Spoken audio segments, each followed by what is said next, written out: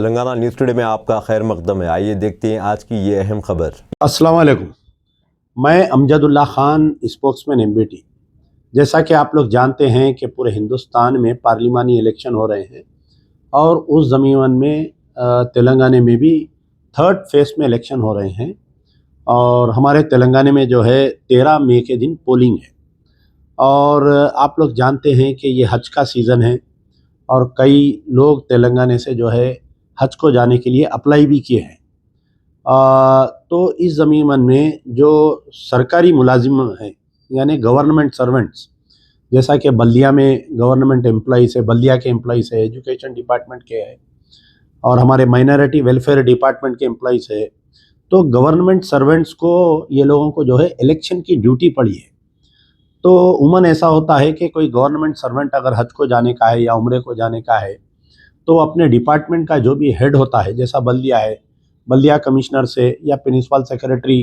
MNUD से permission लेकर वो लोग आम टाइम पर हज को जाते हैं या उम्रे को जाते हैं। लेकिन इलेक्शन का जब कोड होता है, इलेक्शन का मॉडल कोड ऑफ कंडक्ट लागू होने के बाद में अगर कोई एम्प्लॉय सेलेक्ट हो गया है और वो हज को जा रहा है, जैसा हज कमेटी के द्वारा कोई गवर्नमेंट सर्वेंट जो मुस्लिम है वो सेलेक्ट हो गया है, वो हज को जाने के लिए उनको head of the department permission नहीं देता, बल्कि उनको chief election commission of India से परमिशन लेकर हज को जाना पड़ता है। इस मरतबा भी जो है तकरीबन हमारे तेलंगाना स्टेट के जो गवर्नमेंट सर्वेंट्स है जिनको इलेक्शन ड्यूटी पड़ी है, जैसा बल्दिया के, वाटर वर्क्स के, एजुकेशन डिपार्टमेंट के, मुख्तलिफ डिपार्टमेंट के, पुलिस डिपार्टमेंट के भी है कई। तो एक तो ये लोग हज को जाने के लिए हज कमेटी के द्वारा दरख्वास्त डाले थे, वो लोग सेलेक्ट हो गए हैं, या बास लोग ऐसे हैं जो अपने प्राइवेट ऑपरेटर्स के थ्रू हज को जाने के सिलसिले में वो लोग कोशिश किए थे, उनका पूरा मुकम्मिल हो गया है। आपको ये बात याद दिलाना चाह रहा हूँ कि ये जो हज की कार्रवाई हुई है, इलेक्शन के मॉडल कोड ऑफ, यानी इलेक्शन के ऐलान के पहले से ये कार्रवाई चालू हो गई है और मॉडल कोड ऑफ कंडक्ट आने से पहले से इनके दरख्वास्तें कबूल हो गई थी। अब मॉडल कोड ऑफ कंडक्ट आ गया, इनकी इलेक्शन की ड्यूटी आ गई, तो तकरीबन तेलंगाना के जो खादिमुल हज्जाज जा रहे हैं, गवर्नमेंट सर्वेंट्स, जो गवर्नमेंट सर्वेंट जो हज का फरीज़ा अदा करने के लिए जा रहे हैं। हज जो है मुसलमानों के लिए एक बहुत ही मुक़द्दस और फ़र्ज़ है ये। तो अब जब ये लोग ऑलरेडी सेलेक्ट हो गए हैं तो हमारा मुतालिबा है कि election commission of India in तमाम तेलंगाना के जो भी हाजी हजरात जा रहे हैं उनको इलेक्शन ड्यूटी से exemption they on humanitarian ground. क्योंकि बास केसेस ऐसे है कि 13 मई के दिन पोलिंग हो जा रही है और 15 या 16 जून के दिन हज आ रहा है, लेकिन इनको ये कहा जा रहा है कि 4 जून के दिन काउंटिंग है।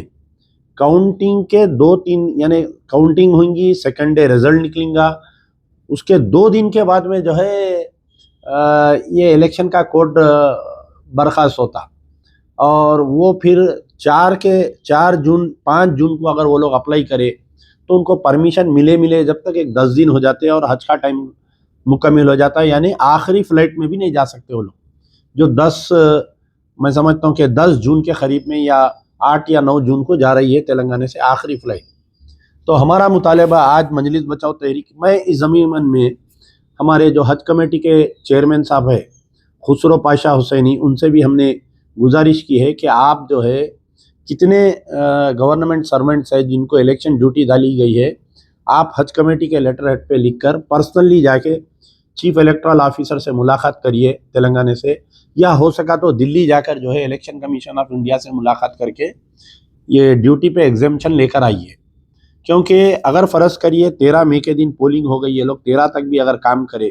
तो 14 के 15 के बाद में ये लोग जा सकते नहीं, इनको फिर काउंटिंग में रहना बोल के रोक रहे हैं इनको। तो हम 2 दिन से उनको बोल रहे हैं, बेचारे पता नहीं क्यों नहीं कर रहे हैं वो। तो आज मैं हमारी तरफ से मजलिस बचाओ तहरीक की तरफ से एक लेटर लिखा हूँ चीफ इलेक्शन कमीशन